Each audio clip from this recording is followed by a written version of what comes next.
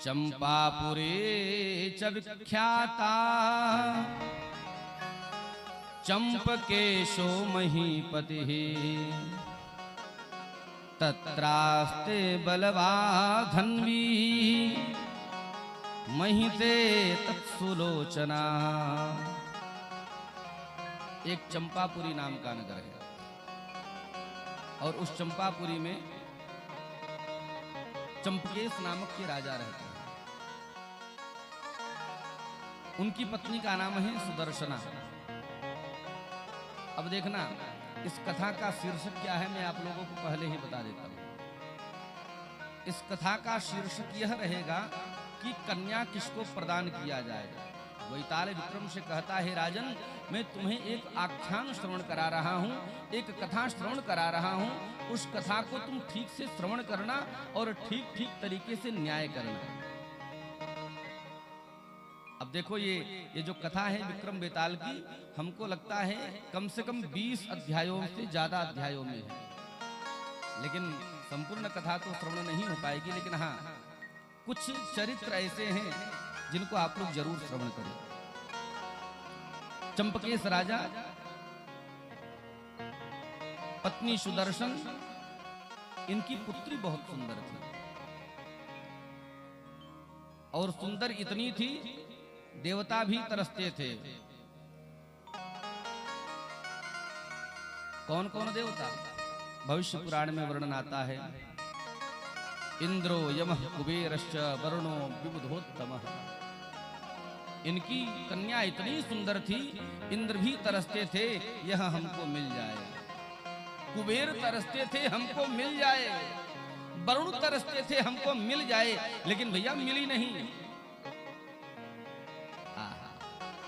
एक दिन सभा में बैठे थे, इनके यहाँ पर एक कोई सज्जन आ गए जिनका नाम था इंद्रदत्त। क्या नाम था? इंद्रदत्त। इंद्रदत्त ने कहा, महाराज आपकी जो कन्या है ना, वह कन्या हमको समर्पित कर दो। चंपकेश ने कहा, तुम्हारे अंदर विशेषता क्या है, जरा यह तो बताओ।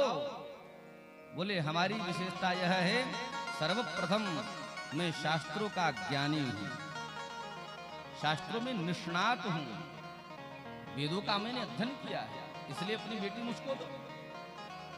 अच्छा ठीक है महाराज, थोड़ा रुको, लाइन बहुत लंबी लगी हुई है और कई लोग बैठे हैं, एक बार उनसे भी तो मैं पूछूं।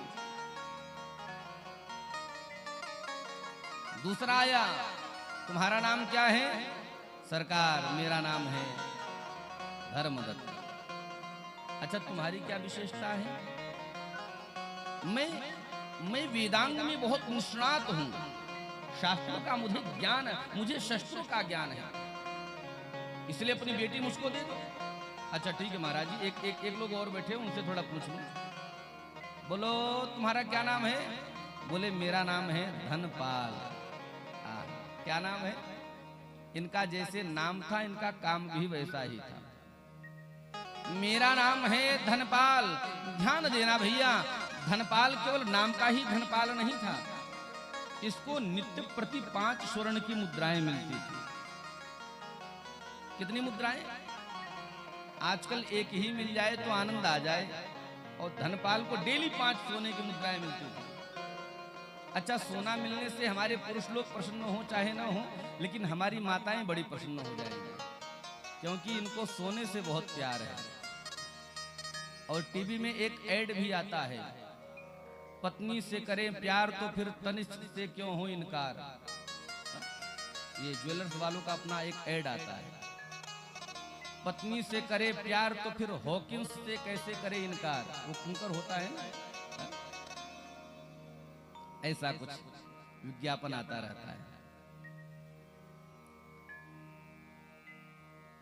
धनपाल का जैसे नाम था। अच्छा देखो पहले के समय में हमारे महात्मा लोग बड़े विचार करके नाम रखते थे। किसी का नाम धनपाल, किसी का नाम इंद्रदत्त, किसी का नाम धर्मदत्त, किसी का नाम वासुदेव, किसी का नाम माधव, किसी का नाम गोविंद। क्यों? पहले के लोग नाम ऐसा भगवान के नाम से क्यों रखते थे? वो जानते थे मरते समय हमको भगवान याद नहीं आएंगे, मरते समय तो हमको हमारा बेटा याद आएगा। मरते समय तो हमको हमारी बेटी याद आएगी, और मरते वक्त यदि बेटा बेटी का नाम लिया तो बेटा बेटी का नाम यदि गोविंद माधव, गोविंद दामोदर, अच्युत रहेगा तो कम से कम बेटे के माध्यम से भगवान का नाम मुझसे निकलेगा और हमारा बेड़ा पार हो जाएगा।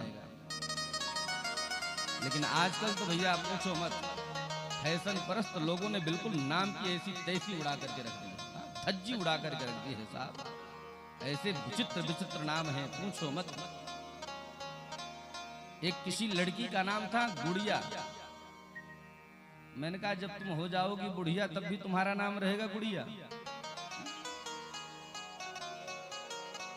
हमारे मिलने वाले हैं, उनकी बेटी का नाम है स्वीटी। क्या नाम है? आहा, स्वीटी। अब बताओ, मरते समय यदि स्वीटी बोलोगे तो स्वर्ग में जाओगे कि नरक में जाओगे? ईमानदारी से बताना। फैशन परस्त कितने कितने नाम हो गए हैं, चिंटू, पिंटू। नहीं नहीं, हमारे जो पुराने लोग थे नाम के मर्म को जानते थे। भाई बाप, मैं निवेदन करूंगा, जीवन में नाम बहुत सोच समझ करके रखना, बहुत सोच समझ करके रखने की आवश्यकता है। थोड़ा सा भी यदि शास्त्र के विरुद्ध हमने कर दिया, फिर बाद में ये मत कहना संत महात्माओं से बेटा मारता है, बेटी मारती है। नहीं नहीं, इसके उत्तरदायित्व आप स्वयं होंगे। मेरा नाम धनपाल है, 5 स्वर्ण मुद्राएं मिलती है। तुम्हारी बेटी को मैं बहुत अच्छे से रखूंगा। अच्छा, राजा मन में विचार करते हैं। चंपकेश राजा मन में विचार करते, बात तो धनपाल ठीक कह रहा है।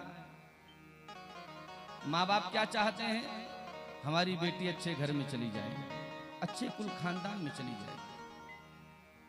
अच्छा, आप लोग जरा ध्यान दें, विवाह के समय में 3 पक्ष होता है। एक कन्या का स्वयं का पक्ष, एक माँ का पक्ष, एक पिता का पक्ष। इसके बाद में तो अन्य कई पक्ष होते हैं, पक्ष विपक्ष भी होते हैं।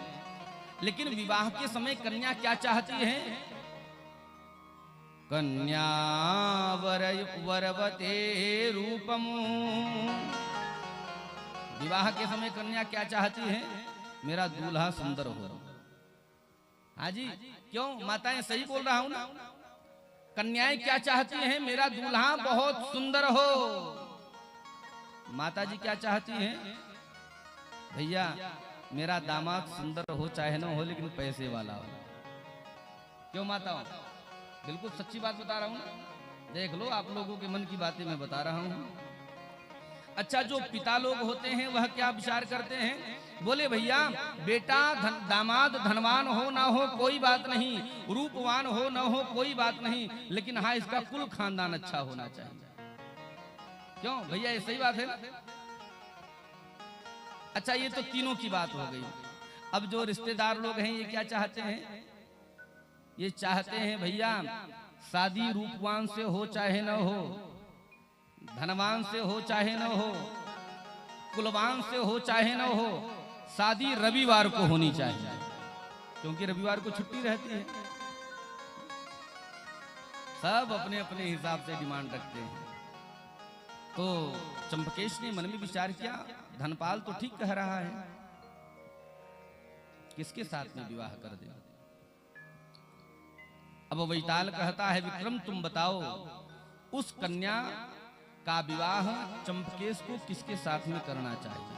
अब मैं आप लोगों के ऊपर छोड़ रहा हूं। उस कन्या का विवाह धर्मदत्त से होना चाहिए, इंद्रदत्त से होना चाहिए, या धनपाल से होना चाहिए? बताओ भैया आप लोग, किससे होना चाहिए? अरे पहले मुंह खोलो फिर तो बोलो, कुछ तो बोलो, सही गलत कुछ तो बोलो। बैताल ने प्रश्न किया। विक्रम कहते हैं, सरकार उस कन्या के योग्य तो इंद्रदत्त है। इंद्रदत्त क्यों है, धनपाल क्यों नहीं है? बोले सरकार धन तो आज है कल खत्म हो जाएगा, लेकिन जो इंद्रदत्त है वह धैर्यवान है, गुणवान है, विद्यावान है। और जो व्यक्ति धैर्यवान है, गुणवान है, विद्यावान है, यदि वह धनवान नहीं भी होगा तो भी अपना जीवन यापन कर लेगा। दुनिया में कई लोग ऐसे हैं जिनके पास में पैसा नहीं है, फिर भी बड़े मजे से जीवन जीते हैं। और दुनिया में कई ऐसे लोग हैं जिनके पास में बहुत धन है, लेकिन फिर भी बेचारे बड़े परेशान हैं। हमारे शास्त्रों का कथन है, रूप यौवन संपत्ति प्रभुत्व अविवेकिता। किसी के पास में रूप भी हो, यौवन भी हो, संपत्ति भी हो, बहुत बड़ी प्रतिष्ठा भी हो, लेकिन यदि उसके पास में विवेक न हो तो वो नष्ट हो जाएगा। ये शास्त्र का कथन है। प्रश्न को श्रवण करके बहुत प्रसन्न हो गए। जय हो राजन, तुम्हारी जय हो। तुमने सही सही निर्णय कर दिया और तुमने सही निर्णय किया है, इसलिए अब मैं तुमसे अगला प्रश्न करने वाला हूं। मैं तुमको अगली कथा श्रवण कराऊंगा और सही सही उत्तर देना। यदि ठीक से उत्तर नहीं दोगे तो तुम्हारे सिर के 100 टुकड़े हो जाएंगे। पूछिए।